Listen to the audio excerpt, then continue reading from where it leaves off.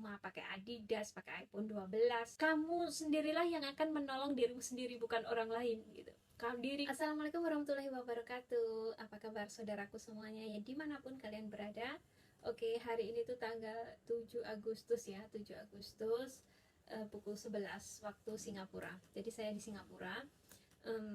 Jadi hari ini tuh aku akan bahas perjuangan seorang TKW ya. Perjuangan seorang TKW. Apa aja sih perjuangan seorang TKW itu? Seorang TKW itu ada perjuangannya yang amat sangat hebat. Mana ada sih orang yang ingin jadi TKW? Nggak ada orang bercita-cita itu jadi TKW gitu ya. Jadi itu aku mau sharing di sini adalah sebuah perjuangan seorang TKW dimanapun, TKW Malaysia, TKW Hong Kong, TKW Singapura, Taiwan, Jepang, pokoknya TKW itu tuh tidak mudah, berat banget. Jangan dipikir kita itu bergaya ini itu pakai apapun branded, pakai handphone yang bagus kayak iPhone atau apa gitu.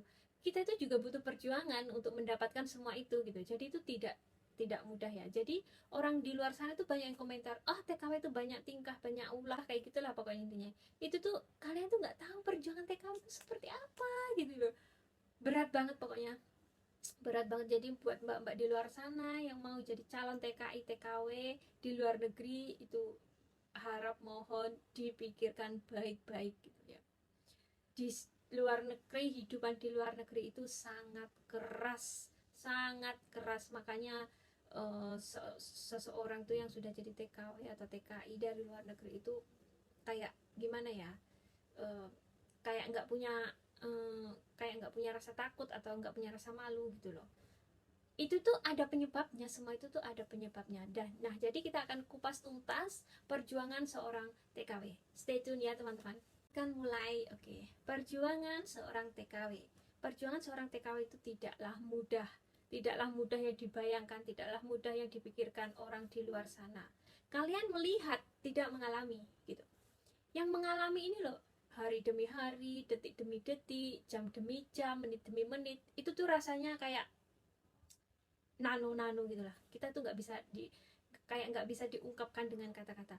Memang sih ada majikan yang baik, terus kita kehidupannya layak, kehidupan TKW-nya tuh layak, enak. Tapi itu ya istilahnya 1001 gitu ya, 1001 yang kayak gitu. Apalagi orang yang masih baru pertama kali atau fresh meat atau masih baru-baru saja ke luar negeri. Tiap hari tuh kayak rasanya tuh satu hari aja tuh rasanya kayak setahun, tau gak sih gitu ya. Jadi perjuangan TKW itu ya, aku kasih gambaran di sini ya, biar kalian yang mendengarkan ini, aku kasih sharing ini tuh biar punya mental kuat, dipikirkan ulang untuk menjadi TKI atau TKW gitu ya.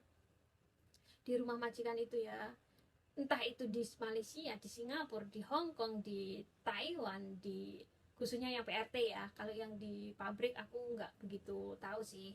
Tauku itu yang di PRT aja gitu ya. Itu tuh misalnya kita bangun pagi, bangun itu kita tidak tentu jamnya. Ada yang jam 4 pagi sudah bangun, suruh masak majikannya. Itu tuh aku tuh nggak omong kosong ya. Itu banyak teman-teman aku, tetangga-tetangga aku ini tuh yang bercerita, kita tuh sharing gitu ya. Jam 4 pagi sudah bangun, masak buat sarapan. Apa sih yang dimasak? Masakannya, ada tuh majikan yang masakannya tuh ngerni gitu, istilahnya orang Jawa itu ngerni gitu. Ada si ini, si itu, si A, si B, kayak gitu banyak. Jadi nanti jam 6 itu mereka sekolah itu sudah ready tuh satu meja semuanya. Itu perjuangan seorang TKW itu kayak gitu tuh, apalagi khususnya di PRT. Nah, itu jam 4 pagi, itu jam 4 pagi itu kayak masih malam tuh di Indonesia gitu. Bayangin itu. Jam 4 pagi. Terus belum lagi kalau ini masak ini salah, masak itu salah, belum ada lagi komplainan dari majikan. Nah, pokoknya aku bilang itu, jadi TKW itu kayak diperas tenaga, pikiran, hati, diperas semuanya itu. Tenaga, pikiran, hati itu diperas semuanya itu. Pokoknya berat banget. Terus belum lagi nanti, terus majikan ada yang aneh-aneh, ada yang bacot mulu, ngomel mulu, ini salah, itu salah, ngelakuin ini nggak bener, ngelakuin itu nggak bener gitu. Belum lagi ada yang makannya kurang, tidurnya kurang, karena jam 4 pagi otomatis tidurnya nanti pasti tuh malam tuh. Dinernya aja, makan malamnya aja tuh misalnya jam 8 kayak gitu. Ada yang jam 9 juga. Otomatis kita lambat dong selesainya, ngeberesin dapur, belum nunggu mereka makan, belum ngemandiin si anaknya yang kecil, kalau yang jaga anak ya kayak gitu. Nah, itu tuh nanti pasti apa namanya, rampungnya selesainya itu pasti jam 11 jam 12, bahkan ada yang jam 1.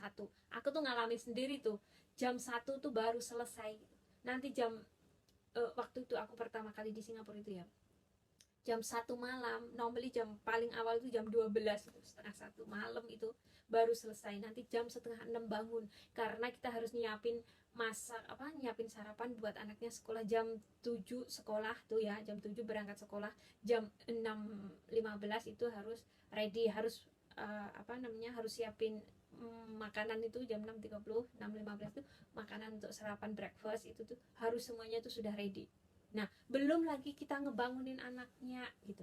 Iya, kalau anaknya itu enak, bangun bangun bangun sudah langsung bangun. Enggak, anaknya itu masih nangis lah, minta inilah, minta itulah. Wah, itu tuh berat. Belum lagi nanti dapat komplainan dari majikan yang ini yang itu. Majikan tuh ada, jadi majikan tuh ada yang aneh-aneh juga ya. Ada yang suruh apa namanya, daun bunga itu suruh ngelapin satu-satu. Nah, daun bunga tuh suruh lapin satu-satu gitu. Apalagi yang masih dangerous, masih bahaya banget, itu suruh ngelapin jendela yang bagian luar. Kalau kita kalau kita tinggal di lantai 1 atau di banglo atau di lantai 1, atau meskipun di flat masih lantai 1, itu nggak masalah, kita naik naik apa namanya, naik ondo apa ya, tangga, itu nggak masalah sih. Nah, kalau majikan yang jahat itu ya, di lantai 9, lantai 10, lantai 11 itu tuh disuruh ngelapin jendela. Nah, karena mungkin mbaknya juga masih takut gitu ya, jadi nggak berani nolak gitu lah. Karena biasanya yang kayak gitu tuh masih yang pertama-pertama, yang baru-baru kayak gitu, nggak berani nolak, akhirnya takut gitu. Terus lagi ada yang itu, ada mbak-mbak yang sudah sharing di TikTok itu banyak juga, suruh kupas padi satu persatu, disuruh kupas padi itu satu persatu, suruh kupas padi satu persatu. Bayangin ya teman-teman ya, belum nanti kita itu makan sarapan aja tuh sambil lari, sarapan tuh sambil lari karena saking sibuknya. Nanti kalau ini nggak bener nanti dimarahin gimana, kalau ngerjain ini belum selesai nanti majikannya pulang, nanti dia ngomel kayak gitu. Belum lagi nanti di kamar majikan itu makeup itu yang kecil itu suruh lapin satu-satu. Nah, jadi aku sharing di sini tuh agar mbak-mbak yang uh, calon TKI itu tuh semoga mendengarkan apa namanya, sharing saya hari ini, agar mbaknya itu lebih lebih apa ya, dikuatkan mentalnya lah, lebih dimantapkan lagi untuk menjadi TKI-nya lah. Jangan lihat dari luarnya, jangan lihat hasilnya. Prosesnya itu cukup panjang dan menyakitkan gitu. Perjuangan seorang TKW itu prosesnya itu cukup panjang dan menyakitkan gitu. Jangan dilihat nanti di Facebook dia gayanya kayak gini, pakai Puma, pakai Adidas, pakai iPhone 12. Nah, terus nanti yang orang-orang di luar sana, wah itu sudah enak tuh jadi TKW, gayanya selangit kayak gitu. Enggak kayak gitu, enggak kayak gitu ya teman-teman semuanya, enggak kayak gitu. Kalian tuh enggak ngerti prosesnya di dalam, detik demi detik, menit demi menit, uh, jam demi jam, hari demi hari. Itu tuh kalian nggak ngerti prosesnya tuh kayak gimana, sedihnya itu nggak ngerti. Capek nggak dirasain, sakit juga masih disuruh kerja. Aturan kalau sakit ke dokter, enggak, kasih panadol, kerja lagi. Nah, kamu kalau nanti majikannya kayak gini, kamu kalau sakit jangan dibuat tidur aja, pakai itu dibikin kerja biar biar cepat sembuh, malah kayak gitu. Tapi kalau majikan sendiri sakit, MC dari dokter 2 hari 3 hari nggak kerja. Ah tuh, pokoknya kayak jadi pembantu itu ya kayak levelnya tuh rendah banget gitu, kayak diinjek-injek deh kayaknya tuh. Apalagi kalau kita nggak berani speak up, oh no comment deh, no comment banget sumpah. Terus masih banyak lagi tuh di rumah tuh ya, di rumah itu kayak wah aku tuh mau jadi TKI ya, mau jadi TKW lah ke luar negeri, duitnya banyak. Memang duitnya banyak kalau waktu gajian, tapi dalam proses pengumpulan duit itu tidak semudah yang kalian bayangkan, tidak semudah yang kalian pikirkan. Sumpah deh, soalnya udah banyak yang ngerasain, mayoritas tuh kayak gitu.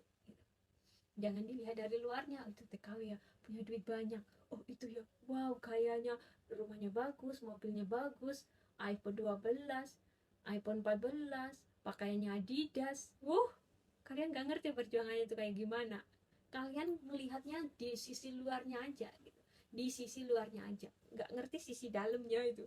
Perjuangan yang sangat panjang, perjuangan yang sangat berat, perjuangan yang sangat hebat.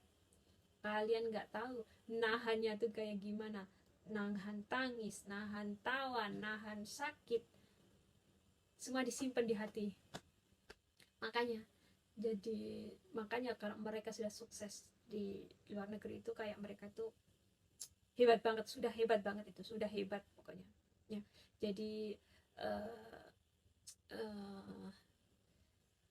TKW sukses itu TKW yang hebat banget sudah, pokoknya butuh perjuangan yang panjang.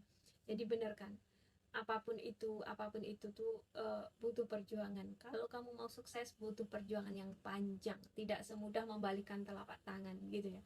Jadi ya itulah, perjuangan seorang TKW itu sangat-sangat berat, sangat-sangat hebat, dan sangat-sangat panjang, juga menyakitkan ya. Ya, semoga informasi ini, sharing ini bermanfaat buat teman-temanku semuanya. Buat mbak-mbak yang di luar sana yang masih kepingin jadi TKW, itu harap ya dikuatkan lagi mentalnya, karena perjuangan kalian itu tidak mudah ya, tidak mudah. Kalian akan menahan semua itu, kalian akan merasakan. Kalau saya yakin mayoritas semuanya itu merasakan gimana sih pedihnya jadi seorang TKW, apalagi itu yang masih baru-baru. Nangis darah deh pokoknya. Majikan itu ya, pokoknya kalian kalau jadi TKW baru akan merasakan ya gitu. Jadi semoga dipikirkan lagi untuk menjadi TKW ke luar negeri. Dan bagi yang sudah bersikukuh gitu, harap tuh kuatkan mental kalian ya, persiapkan semuanya itu. Jangan sedikit-sedikit ngeluh. Ngeluh kamu nggak akan, kamu sendirilah yang akan menolong dirimu sendiri, bukan orang lain gitu. Diri kamu sendirilah yang menolong dirimu gitu. Orang lain tidak akan bisa gitu ya. Jadi itulah pesan saya, semoga bermanfaat sharing ini. Wassalamualaikum warahmatullahi wabarakatuh.